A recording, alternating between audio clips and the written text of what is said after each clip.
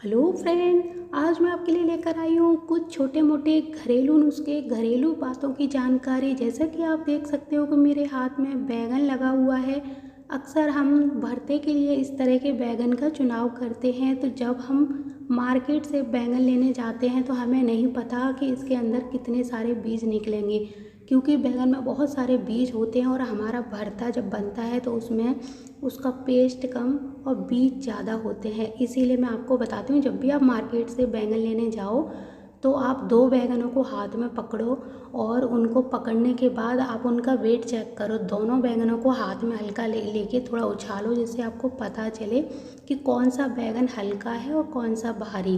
तो आप उसके वजन से पता लगा सकते हो। जो बैंगन हल्का होगा उसमें बीज बिल्कुल भी नहीं होंगे, और होंगे तो बहुत कम होंगे। और जो बैंगन भारी होगा उसमें बहुत ज़्यादा बीज होंगे, और वो बैंगन बहुत अच्छा होगा जिसमें बीज कम होंगे, जो बैंगन हल्का होगा। तो अब मैं बताती हूँ कि जैसे आप पत्ता गोभी देख रहे हो, पत्ता गोभी भी हम मार्केट से लाते हैं। तो कुछ पत्ता गोभी की जब हम सब्ज़ी बनाते हैं तो बहुत अच्छी लगती है, और कुछ सब्ज़ी उसकी इतनी अच्छी नहीं बनती, और रखी रहने के बाद वो जल्दी से ख़राब भी होने लगती है, फ्रेश नहीं रहती। तो हमें कैसे पता चलेगा कि कौन सी पत्ता गोभी बहुत अच्छी है? तो सेम बैगन के प्रोसेस की तरह ही आपको 2 पत्ता गोभी हाथ में पकड़नी है और उनको भी ऐसे वेट करना है। जो पत्ता गोभी हल्की होगी वो ही बहुत अच्छी होती है, और जो भारी होगी उसकी सब्ज़ी अच्छी नहीं बनेगी और वो फ्रेश भी नहीं होगी। तो आप फ्रेश सब्ज़ी का पता इसके वजन से लगा सकते हो। हाथ में पकड़िए 2 पत्ता गोभी, मैं तो एक दिखा रही हूँ क्योंकि मेरे पास एक था, मैं मार्केट से लेकर आई थी सिर्फ आपको बताने के लिए कि आप इस तरह पकड़ोगे 2 और दोनों का वेट चेक करोगे। जो हल्की होगी वो बहुत अच्छी होगी। और इसी तरह आपको बताती हूँ, जो मूंग की दाल होती है, साबुत मूंग की दाल जैसे, तो आपको पता ही है कि वो कितनी हेल्दी होती है। तो उसको अंकुरित करके खाना और भी ज़्यादा हेल्दी हो जाता है। तो रात में जैसे एक मुट्ठी अगर आप मूंग की दाल को भिगोते हैं, सुबह तक आप देख सकते हो इसमें अंकुर पड़ जाते हैं। मूंग की दाल बहुत जल्दी अंकुरित होती है। रात को डालो, सुबह तक उसमें थोड़े से अंकुर आ जाएंगे। तो इसको हम नाश्ते के तौर पे ले सकते हैं। जैसे सुबह आप बच्चों को इसका बिना फ्राई करे, बिना सब्जी की तरह छोके, अगर इसमें आप टमाटर, प्याज, थोड़ा सा नींबू निचोड़ के बच्चों को देते हैं तो एक चटपटी चाट की तरह से ये हो जाएगी, और ये बहुत ही हेल्दी रहेगी। अगर आप इसको पकाकर बनाते हो तो टेस्ट तो अच्छा रहेगा, लेकिन जितना इसको कच्चा खाने में फ़ायदा मिलेगा उतना आपको इससे पकाकर नहीं मिलेगा। तो आप इसको कोशिश करें कि बच्चों को कच्चा ही खिलाएं। पकाने के बाद इसका टेस्ट डबल हो जाएगा, लेकिन हेल्दीपन जो है बहुत ज़्यादा नहीं रहेगा। इसी तरह मैं आपको बताती हूँ कि आप ना जब चाय बनाते हो तो चाय बनाने के बाद क्या होता है कि हमारी जो चाय की पत्ती है उसको हम फेंक दिया करते। तो पहले तो मैं बताऊँ कि चाय हमेशा मिट्टी के बर्तन में अगर आप पी रहे हो तो आपको बहुत ज़्यादा फ़ायदा करती है, उसमें ही पीना चाहिए। उसकी जो खुशबू है, उसका जो टेस्ट है वो 4 गुना ज़्यादा हो जाता है। मिट्टी के बर्तन में चाय का टेस्ट बहुत ही अद्भुत लगता है। तो उसके बाद जब चाय बनाने के बाद जो चाय की पत्ती बच जाती है उसको हम ऐसे ही फेंक देते हैं। तो आपको पता है इस चाय की पत्ती से भी हम बहुत अच्छा खाद तैयार कर सकते हैं। तो इस अब आप याद रखें, जब भी आप चाय बनाओ तो इस चाय की पत्ती को फेंकना नहीं है। इसमें आधा गिलास पानी डालो, इसको अच्छे से हिला के दोबारा से छान के और इसको धूप में सुखाने के लिए रख दो। जब ये सूख जाए आप अपने गमलों में इसको डालिए, आपकी एक बहुत ही अच्छी हर्बल खाद तैयार होगी, और आपके पेड़ पौधे जो भी हैं उनको बहुत ही ज़्यादा इससे लाभ मिलेगा। वो और उनका जर्मिनेशन इतनी अच्छे से होगा। ये खाद बहुत ही ज़्यादा अच्छी है। अब मैं बताती हूँ आपको कि कई बार हमारा जो घर में दही होता है, चाहे हम घर में बनाएं या मार्केट से लेके आएँ, अगर 2-3 दिन रखा रह जाता है तो बहुत खट्टा हो जाता है, और उसका खट्टापन कम करने के लिए बहुत सारे लोग उसमें दूध का इस्तेमाल करते हैं। लेकिन मैं आपको बताऊँ, दूध की जगह अगर आप इसमें इसका जो खट्टापन है उसको कम करने के लिए इसमें पानी डालोगे।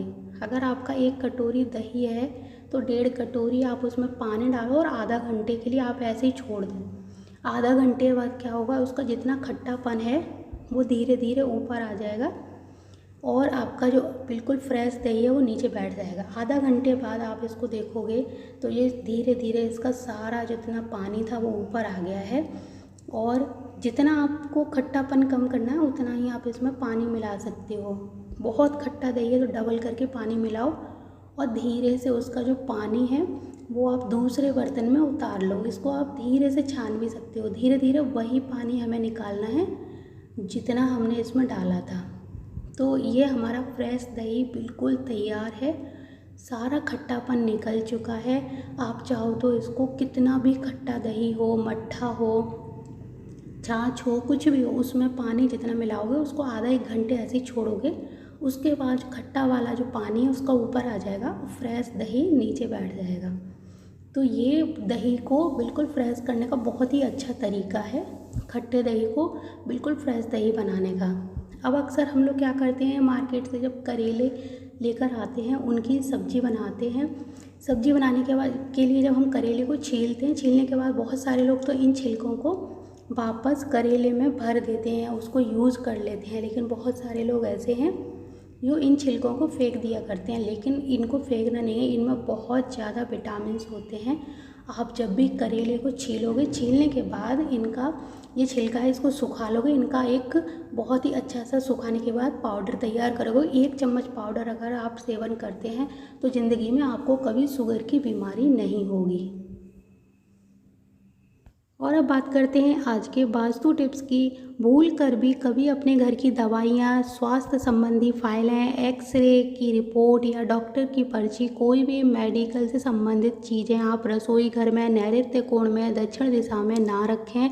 अगर आपने रखा हुआ है तो आपकी जो बीमारी है या इस तरह की कोई भी परेशानियाँ हैं वो जल्दी ख़त्म नहीं होती हैं और आए दिन डॉक्टरों के चक्कर लगाने पड़ जाते हैं। अगर आप इन सब परेशानियों से छुटकारा पाना चाहते हैं और दवाइयों से छुटकारा पाना चाहते हैं तो अपनी जो भी स्वास्थ्य संबंधी रिपोर्ट हैं, दवाइयाँ हैं या फिर आपकी कोई रिपोर्ट है इस तरह की डॉक्टर की, एक्सरे, अल्ट्रासाउंड वगैरह, उन सबको आप उत्तर दिशा से ईशान कोण के बीच का जो एरिया है वहाँ पे रखेंगे तो आपकी सभी बीमारियाँ शीघ्र अतिशीघ्र ठीक होने लगेंगी और आपको हर बीमारी में जो इलाज है वो आपको डबल अच्छे से फ़ायदा करने लगेगा। दूसरी बात आपको याद रखनी है, भूल कर भी आपको जो दवाइयाँ खाते हो उनको खाते समय भी मुंह दक्षिण या इस दिशा में, मैं बता रही हूँ, नैऋत्य कोण में नहीं करना है। दवाइयाँ खाते समय भी आप उत्तर और पूर्व की दिशा की तरफ मुँह करके खाओगे तो आपको बहुत जल्दी स्वास्थ्य लाभ होगा। धन्यवाद।